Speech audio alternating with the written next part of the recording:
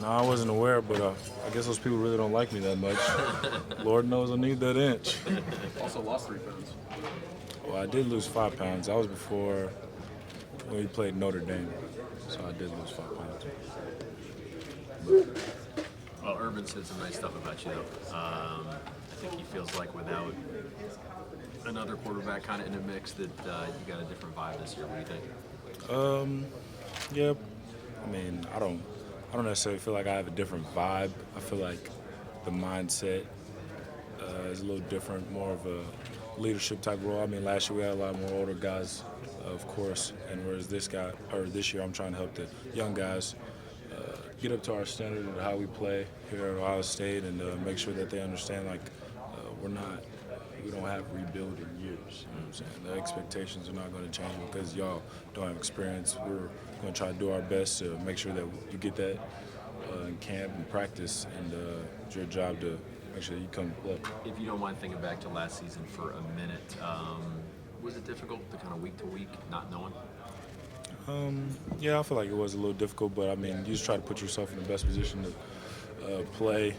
That's all I tried to do is make sure that I could focus on what I could control, and I mean that was something that Coach Meyer, I think, tried to do his best as far as me and Cardell, and who was going to make sure that Ohio State is going to have the best opportunity to win games. Specifically, how different are things with Coach Beck now than where they were a year ago? You know, he knows that you're the Right. first string quarterback. Yeah, and that was rough on Coach Beck as well, being that each and every week you had to try to prepare two quarterbacks because you really weren't sure who was going to play. So I think where he's at right now, we're we're on the same page as far as where we want to be as an offense and what it's going to take to get there. And so I think with him having a year under his belt in our offense, and he's definitely going to be able to help me out and make sure I get in rhythm at the beginning of games and different things to make sure that I can play at my best. Did you take like kind of a sense of relief from him as well, knowing that you're the guy and you know there's really no question about it at this point? Yeah, I feel like, and I don't know if I guess noticed it at a certain time or anything like that, but I could just tell that he's more comfortable, and when we talk ball and we sit in meetings this time in the summer, and I don't know, I feel like just more relaxed in that aspect of it. You mentioned bringing the young guys along. I mean, you've got a lot of young guys around you. Mm-hmm. How's that transition going with you and kind of developing this chemistry with some guys you don't have a lot of game experience with? Yeah, so we try to, like I said, get that experience through reps, even just routes, and even we do a little bit of half 7-on-7 type of feel. We try to do our best that we get some of those reps before we head into camp. I feel like myself, I'm at a good place with the young receivers that we have that may not have a lot of experience, and we're just trying to keep on getting better and moving up and up. Do you have a favorite target yet? Favorite target? Do I have a favorite target? Yeah, Noah Brown. Why him? He has like suction cups in his hands. You throw it anywhere around him. Throw it around Noah, he'll go get it. How much has it changed since the end of spring practice? I mean, Noah wasn't full go, Corey wasn't full go, Belcher wasn't full go, Curtis wasn't full go. Now you got those guys working through the summer and getting ready for camp. How much different was that? You just cranked up another notch as far as knowing that they had some time to. We had to play catch up for a little bit at the beginning of the summer just because they didn't have the same spring reps, and then that was just something that you had to take out of your own time. So whether it be coming back in the afternoon or early in the morning, that was something that you had to definitely do. And I mean, it's one of those type of things that how good do you want to be? Do you want to be okay, or do you want to be great? And in order to be great, it's not like you just do what's required of you. You have to do that extra. So I think it's been good so far. Did you get the sense from not only those guys but everybody else as far as the wide receivers go that they wanted to do that this summer because of all the youth that's at that position and the inexperience? Yeah, and I just think that we, as offense last year, we didn't function like we knew we could have. So seeing that go down last year and knowing the time it's going to take in order to make sure that we improve and get better and just maximize everybody at the wide receiver position and also me as a quarterback. So just having that in the back of our minds, knowing that we just got to put this work in if we want to make sure that it shows on Saturdays. What do you think about opening up with Bowling Green as the coach? We started as head coach. Say it again? What do you think about opening up with BG? Yeah, for a long time I didn't even know Coach Meyer coached there, to be honest with you. But no, I think it's going to be a good thing for us.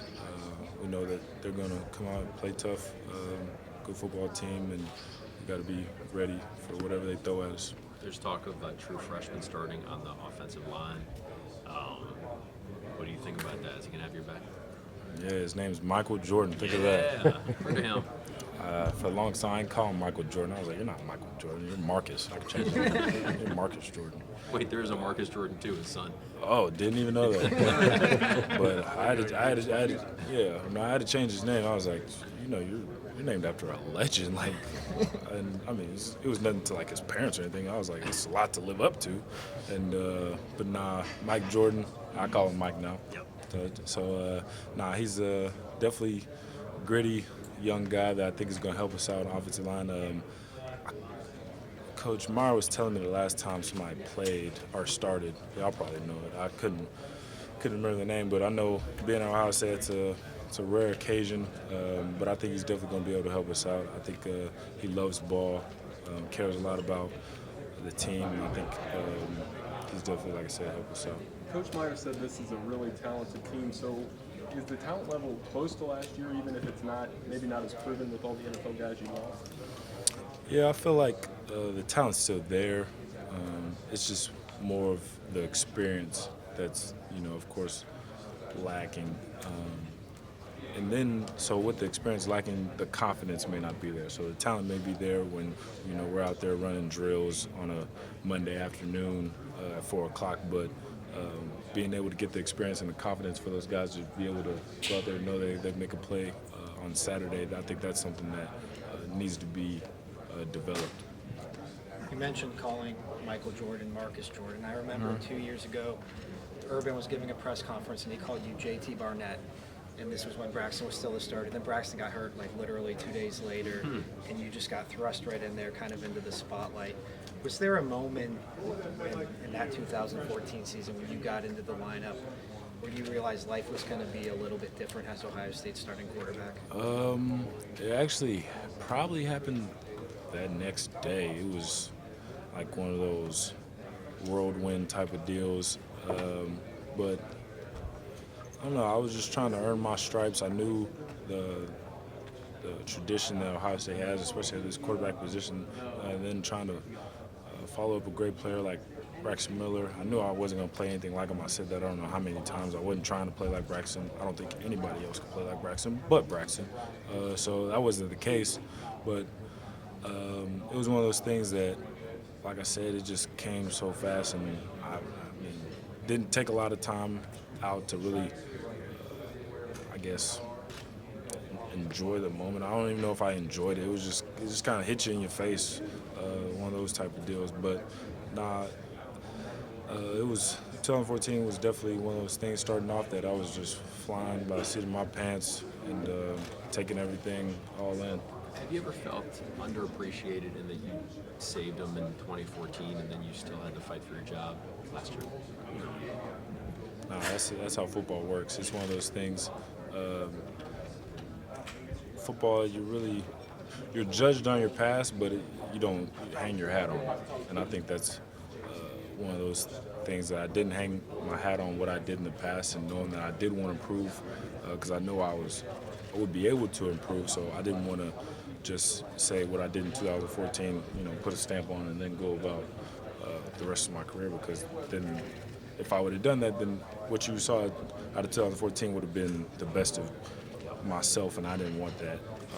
So I didn't feel like that at all. Are you able to maybe enjoy things a little bit more now, knowing that it's your job and you're kind of like the leader of the team now, you're the face of the team, but you don't have a guy kind of looking over your shoulder or anything like that? Yeah, I guess I don't know, I kind of want to ask you what part do you enjoy?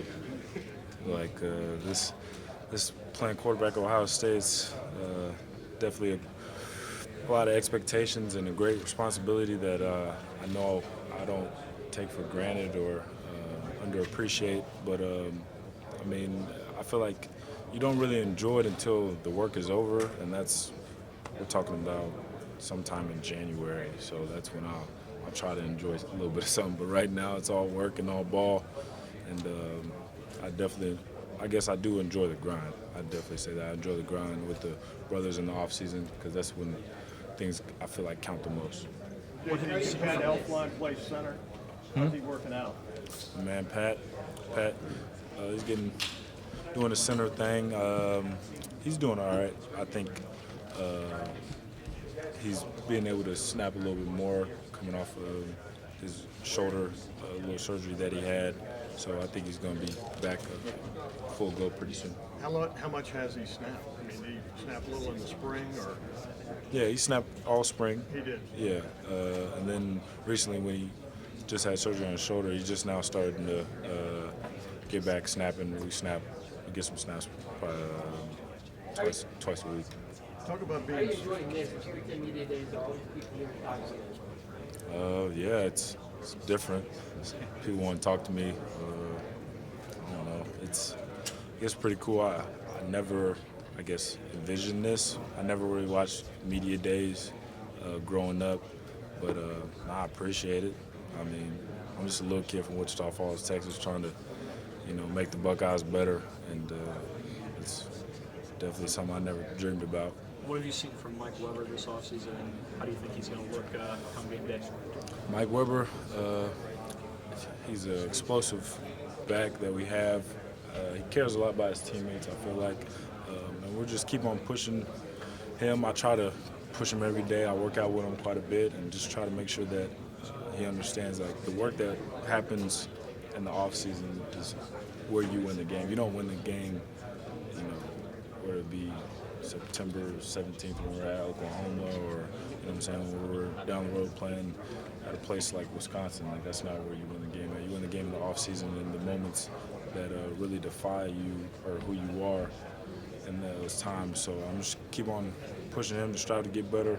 I think that's what I know. I push him. He probably at times hates me because I know he could give so much for this team, and I just want him to make sure that he could perform at his best.